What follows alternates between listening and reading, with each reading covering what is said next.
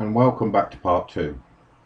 As you can see, the hour hand has been fitted, and although the parts were loose on the sprue, they don't appear to have suffered any damage of any kind. Detail goes right the way through this clock. It looks rather smart. So now we move on to the minute hand. And in this part I need 21 and 22. So there's 22, and number 21 is all the way up here.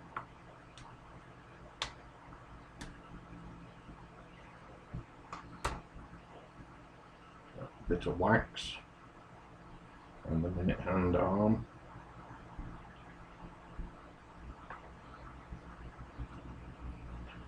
And slide that on. I think. No, I'm jumping the game here. We'll slide that on from the back. There. Now it's nice and loose at the moment, but I'm sure that'll change.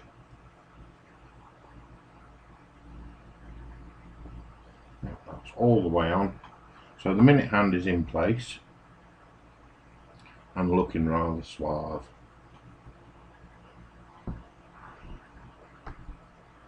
Now then, I now need to make sure that it's all aligned as suggested here, which I have done. It's that loose, it moves on its own anyway. But on the back side I need part 23, and that's this piece here.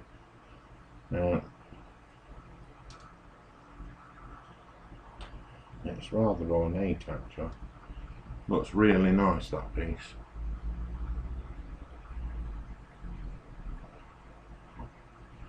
Very nice. Okay, so turning the clock face over, holding the hour and the minute hand. This goes on a certain way round, like so, over all three of the pegs, like that. And then on to part 23 I place small cog, part 24, which is here on this sprue. So we'll pop him out. None of these parts are actually held in with anything. Now, I'm going to force some wax into the teeth.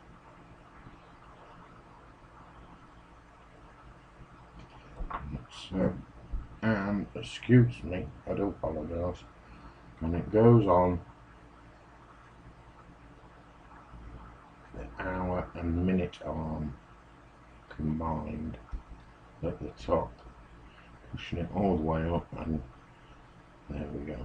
That's the minute hand moving with a cog. Now then, section 11 shows I need the larger cog, number 25, which is that one that keeps dropping out on me, except for when I need it. Yeah. Just run some wax around this one.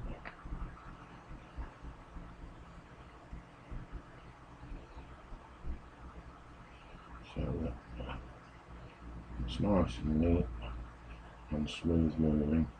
And I'm also going to run a bit on one of the faces because it's a moving part and I don't want it snagging, and use it, still making sure that the hour and minute hand are top center. Use it there, aligned with that hence why the hour and minute hand stay at the top. And yeah, I'm glad I did wax the face of that, so it rubs right on the nice ornate piece there. Okay, so now I need 2 part 26s.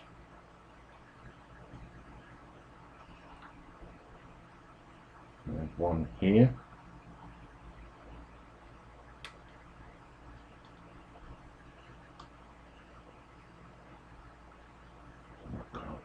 Sure, and there's the other one down there. Just make sure they're both the same. Yep. And 26 goes on the back of the upper pin. Hoping I've got it the right way around. Probably haven't. Didn't think so. And one goes on the larger of the 2 cogs, and then I need 2 number 27s. Now I've got a sub instruction here on the sprue itself. It says use 26 and add 27, so that's what I'm going to do.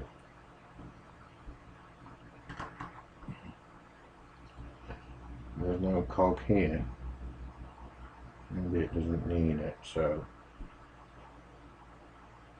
it's working out which one's got to go on first here. And I see why. If you look closely here, if you can see, there is very little room between the actual cog and the what I'm going to call a washer or spacer, and that is why you've used a smaller piece, number 27, and 26 goes over the top and holds it all together, which is actually bigger than 27, which overlaps onto the teeth of the main cog. There we go. I'm glad I sorted that one. And now we take another ornate piece, part 28, this large one here, and that's loose. Yeah, they're all loose. I just give up. They're all loose. Now I take this other ornate piece, and again goes over the 3 main arms like so.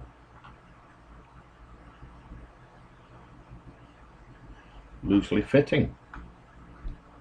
Okay, now I need parts 17, 29 and 30.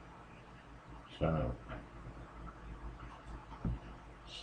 17, 29 and 30 in that order.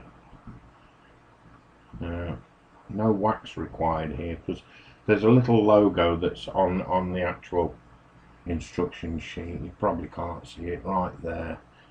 In fact, I'll show you. Right there, there's a little logo that says apply wax here.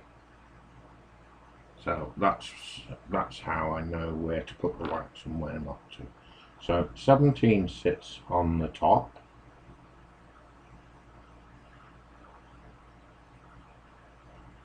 Hoping I'm getting it in here.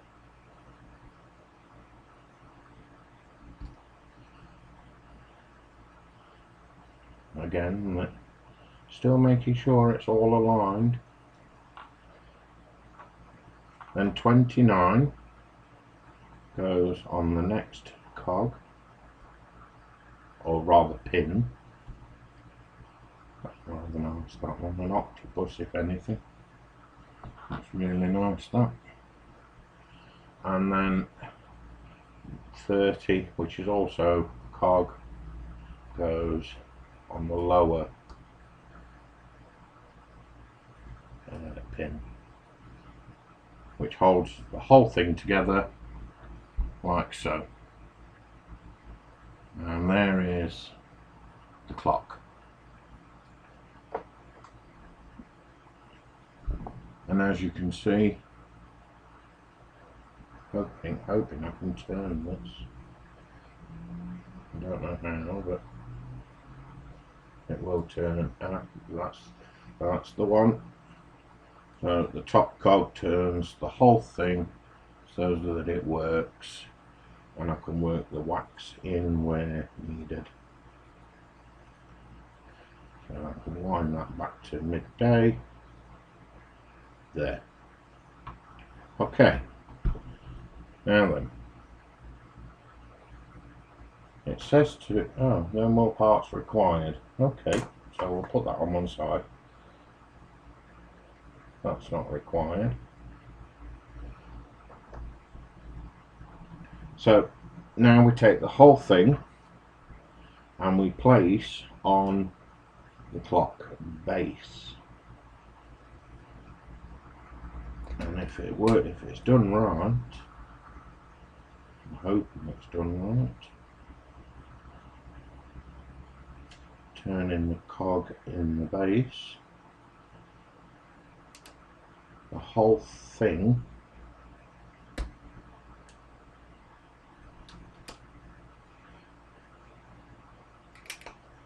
should push right down into the lower two levels, not the lower first level, and the whole thing should now work. Yeah, it's wood, it's stiff, and I don't want to break it. Ah, there we go. It is actually working, if you can see that. It's a little stiff because it's obviously brand new, and I'm sure the more it's moved about, the more the clock works. So there we have it. One ornate clock made by UGEARS. Rather a short one. 2 video build. Enjoyable. I've enjoyed putting it together, and I hope you enjoyed following.